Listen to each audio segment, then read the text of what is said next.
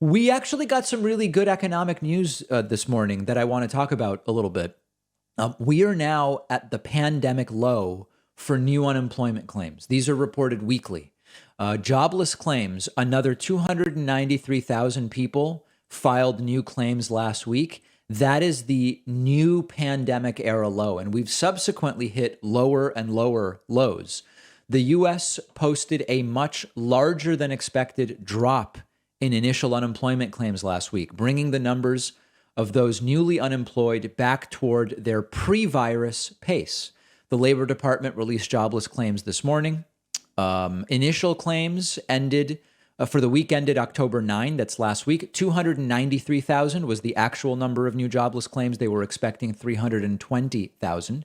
In terms of continuing claims, 2.59 million versus 2.67 million expected. These are the smallest number of new filings since March of 2020. And jobless claims have been inching closer and closer to pre-pandemic levels. So there's a slowdown in firings, layoffs, and separations. Reopenings are taking place. Demand for workers is resurging. So there's a few different stories here.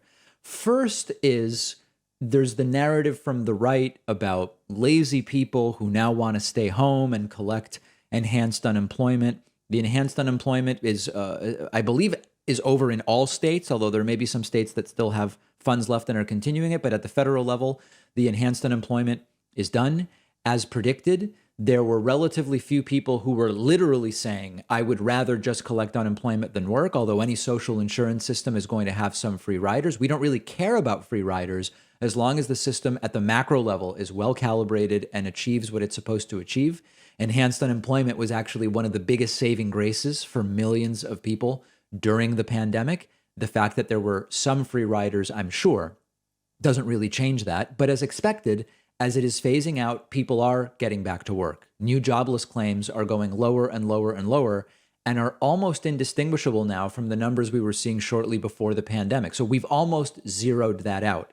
Number 2 point that's relevant here, there have been those on the right opportunistically saying that vaccine requirements and mandates are going to keep unemployment rates up because people are going to say, oh, I've got to be vaccinated or, oh, I've got to be tested. No, I'd rather not work, unemployment or not. That doesn't seem to be happening. It never passed the sniff test to begin with, and it doesn't appear to be happening as the new unemployment numbers keep going lower, lower, and lower.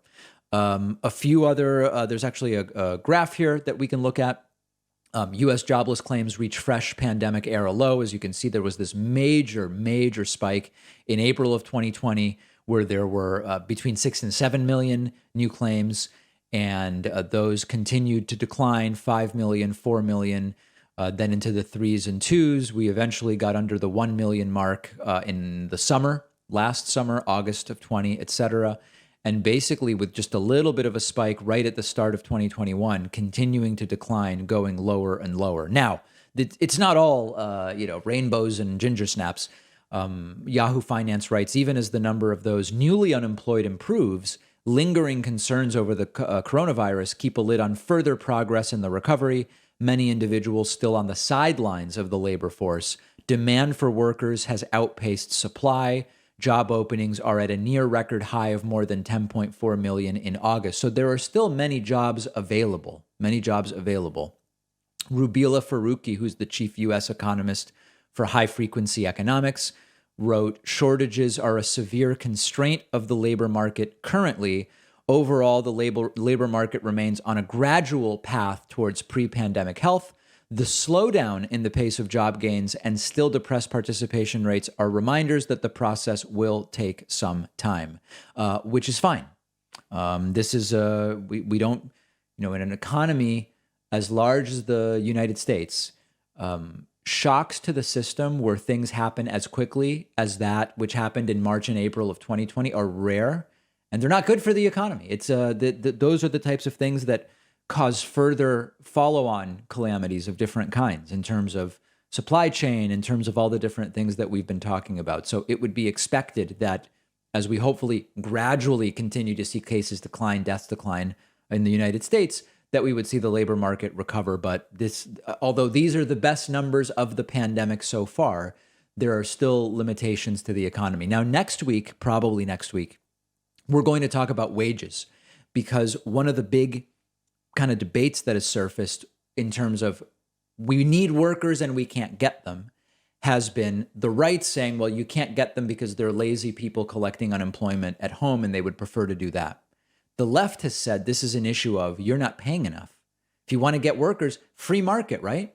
Offer a higher wage and then you'll have more people interested in working for you. We're going to dig into the wage issue next week and look at so-called various quality jobs, high, medium, and low quality jobs, as they're sometimes described. We're still putting together all the data. We're going to look at that next week.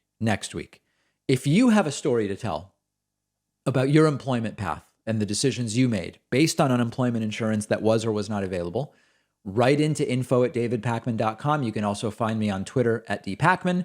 And Tuesday, please don't forget, we've been planning this viewer town hall now for a few weeks. Tuesday, October 19th at 6 p.m. Eastern, we are doing a live stream on the Pakman Live YouTube channel. That's our second channel, youtube.com/PakmanLive.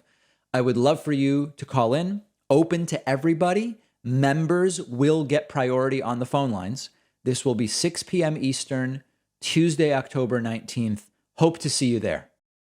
I'm really excited that one of our sponsors today is Helix Sleep. I sleep on a Helix mattress at home. I absolutely love it. And that's why I reached out to them about sponsoring the David Pakman Show.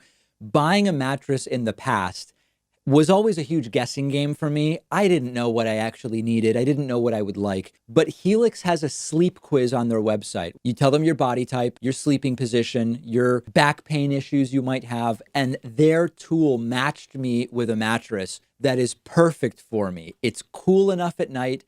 It's the right firmness. I generally just do way better sleeping these days because of the mattress.